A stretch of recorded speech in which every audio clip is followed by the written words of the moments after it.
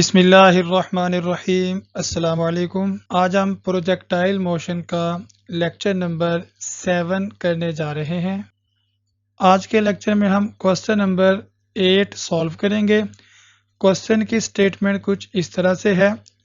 A shell burst on contact with the ground and pieces from it fly in all directions with all speed up to 80 feet per second prove that a man 100 feet away is in danger for 5 over square root 2 seconds। Question में ये कहते हैं कि एक shell जो ज़मीन से टकराने के बाद फट जाता है और उसके पीसेस तमाम डायरेक्शन में फैल जाते हैं और तमाम पीसेस की जो वेलोसिटी है वो 80 फीट पर सेकंड है।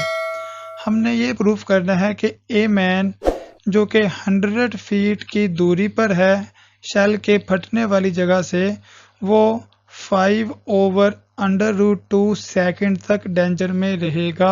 आते हैं इसके सोल्यूशन की तरफ। चूँकि हमें रेंज बताई गई है तो रेंज का फार्मूला हम जानते हैं, कैपिटल आर रेंज होती है और ये 2 into x coordinate of the vertex होता है।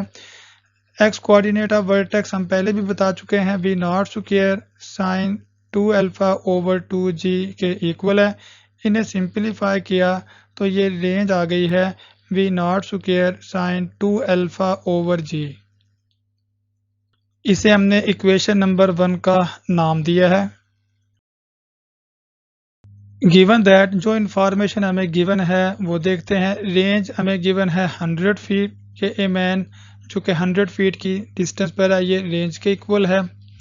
और वी नॉट जो कि तमाम पीसेस की वेलोसिटी ऑफ प्रोजेक्शन ये 80 फीट पर सेकंड गिवन है। जी की वैल्यू हम जानते हैं 32 फीट पर सेकंड स्क्वायर होती है। तो ये तमाम वैल्यू इक्वेशन नंबर 1 में सब्सटीट्यूट करें तो हमारे पास ये रिज़ल्ट आ जाएगा। ये वी नॉट की वैल्यू पुट की है और ये हमने रेंज की वैल्यू पुट की है और ये जी की वैल्यू आ गई है। इन्हें सिंपलीफाई करें तो ये साइन 2 अल्फा आ जाएगा। 32 को हमने क्रॉस मल्टीप्लाई किया 100 से तो ये 3200 और 80 का स्क्वायर होता है 6400, ये डिवाइड में आ जाएगा। इन्हें सिंपलीफाई किया तो ये 1/2 के इक्वल आ गया है। मज़ीद सिंपलीफाई किया तो 2 अल्फा आ जाएगा साइन इनवर्स ऑफ 1/2। चूँकि पीसीस तमाम डायरेक्शन पर इसके फ्लाई कर रहे हैं तो यहाँ पर साइन इनवर्स 1/2 के दो एंगल मिलेंगे, एक 30 डिग्री के इक्वल और दूसरा 150 डिग्री के इक्वल।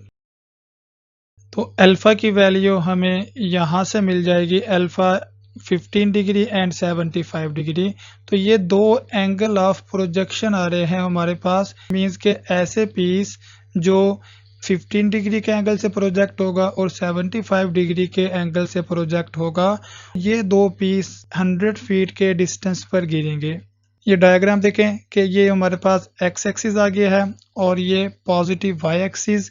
तो ये पहला पीस जो कि 15 डिग्री से प्रोजेक्ट हुआ ये भी 100 फीट के डिस्टेंस पे फॉल करेगा और दूसरा पीस जो कि 75 डिग्री से प्रोजेक्ट हुआ ये भी 100 फीट के डिस्टेंस पर गिरेगा। अब जो हमारा टाइम ऑफ डेंजर होगा वो इनके दरमियान वाला टाइम होगा। जाहिर है 15 डिग्री से प्रोजेक्ट होने वाला पीस ये जल्दी ड्रॉप हो जाएगा और 75 डिग्री से प्रोजेक्ट होने वाला पीस ये बाद में ड्रॉप होगा।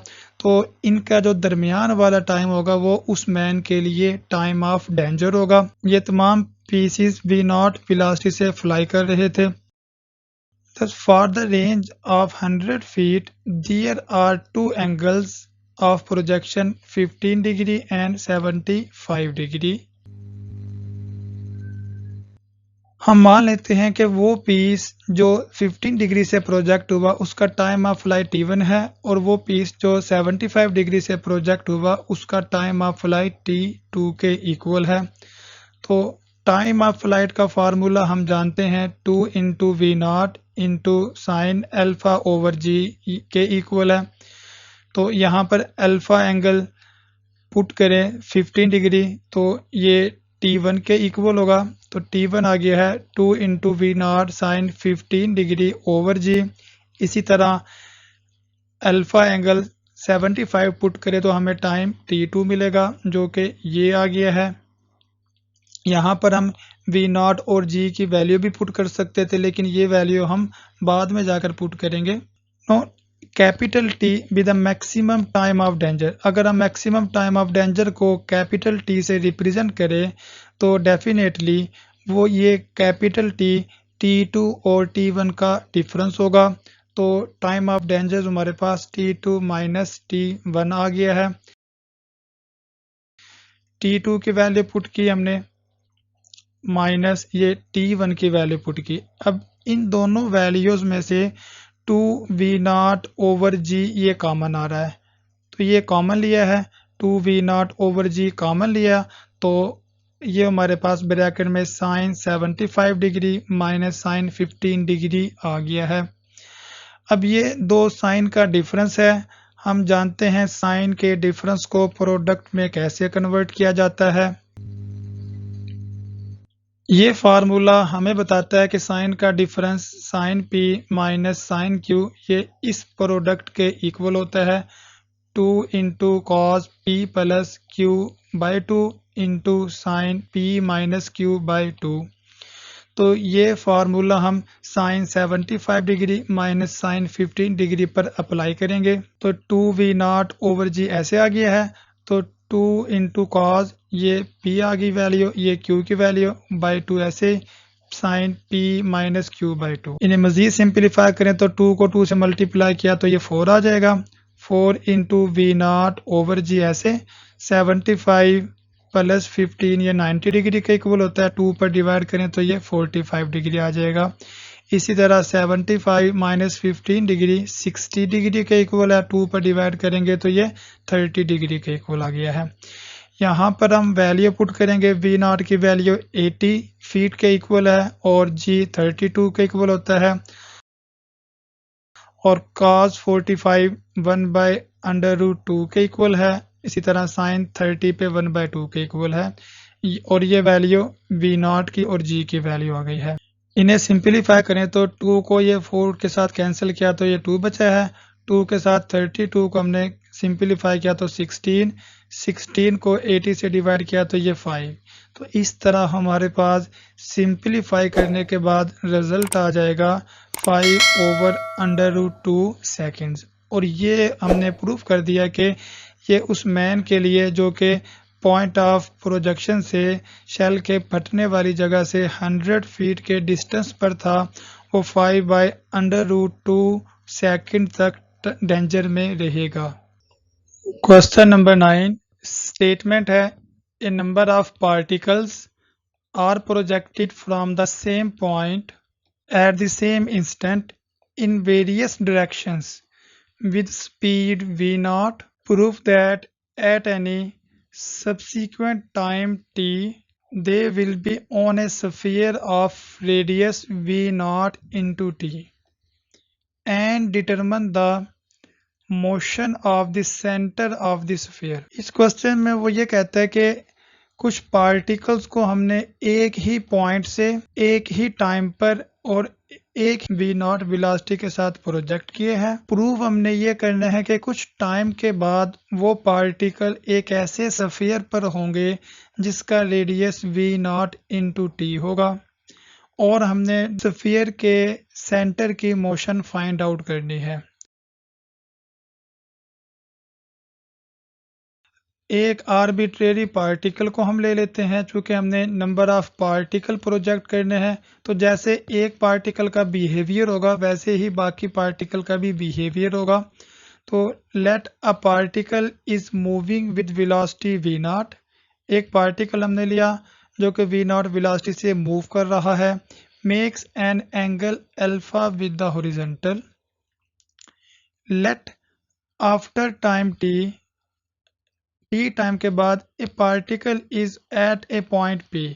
हम मान लेते हैं कि t टाइम गुजरने के बाद पार्टिकल पॉइंट p पर पहुंच गया है। Then parametric equation of trajectory हम जानते हैं, तो उसमें x होता है v0 into cos alpha into t के इक्वल। इसी तरह y इक्वल होता है v naught into sine alpha into t minus 1/2 जी टी स्क्वेयर, और z इसमें 0 होगा। चूँकि किसी पार्टिकल की प्रोजेक्शन ये प्लेन में होती है तो प्लेन में z कंपोनेंट 0 होगा।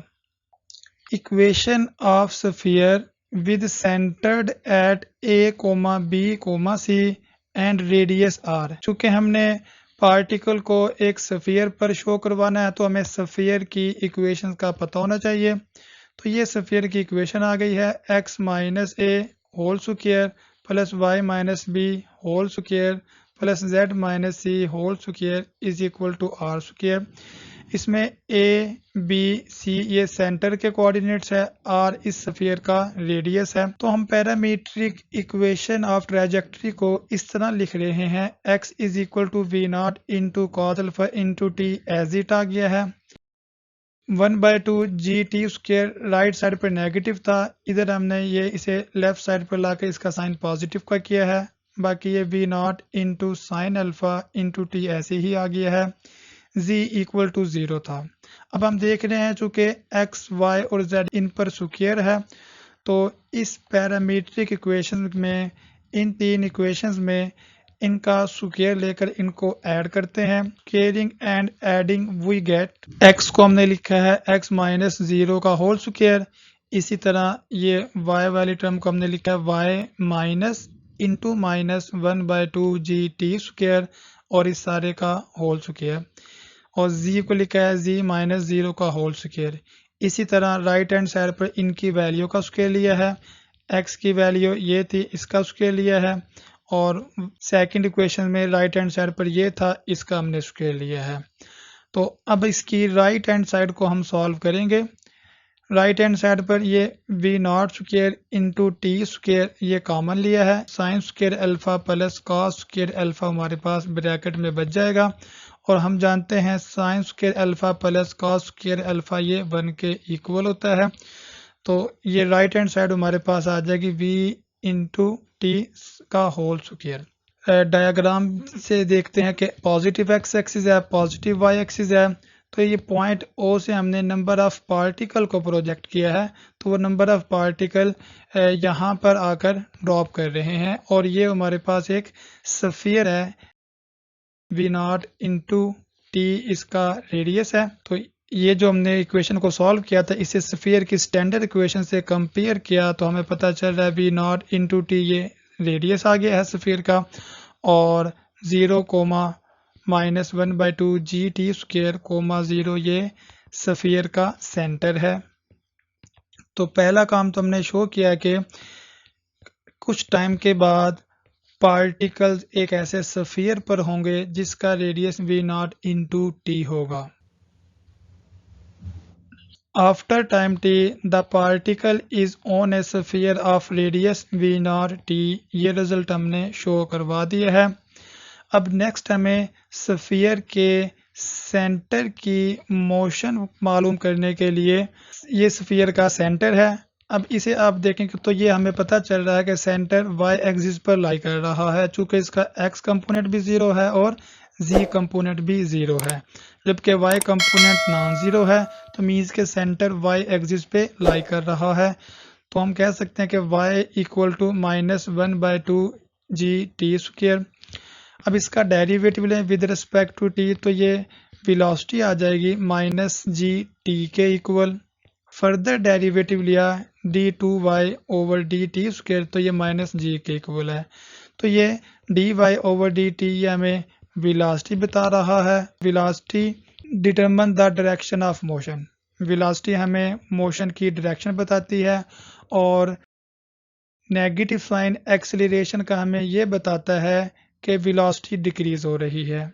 Centre of sphere is moving in upward direction along the y axis. चूंकि ये एक्सेलरेशन की वैल्यू नेगेटिव में है, तो इसका मतलब ये हुआ कि ये अपवर्ड डायरेक्शन में अलोंग y एक्सिस ये स्फीयर के सेंटर की डायरेक्शन है। तो ये सेकंड रिजल्ट भी हमने बता दिया है।